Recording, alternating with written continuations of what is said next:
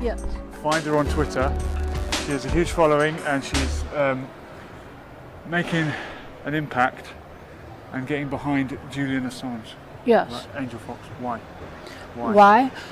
Because he's just a journalist, and he exposed the criminal actions of the U.S. government, and so that they're prosecuting him. But I stand up for free speech and free press, and if they actually prosecute him, they set a precedent towards other journalists who may want to expose crimes of the government.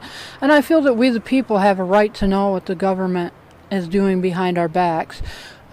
I also feel that it's against his human rights what they've done. He's been in here for 6 years without sunlight, fresh air, or proper medical care. He's been able to actually stand on the balcony here for a few minutes at a time 6 times in 6 years.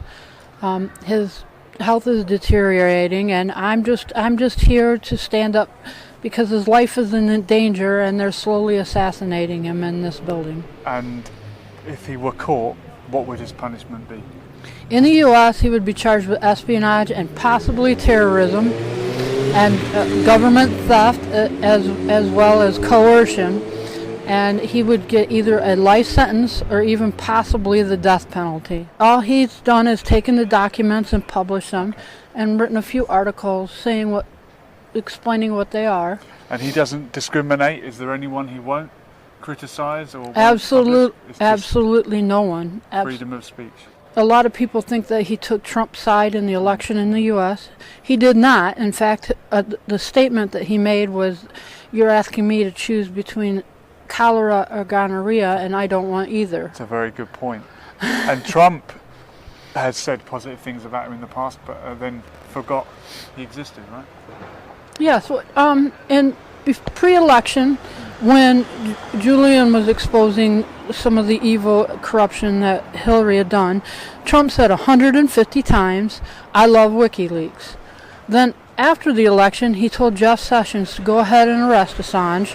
And then recently he was interviewed and was asked if Julian should be freed, and he says, "I know nothing of the man. Wow. I don't know anything about him." How can you be the president of the United States and not know something about Julian Assange? Denied him 3 times.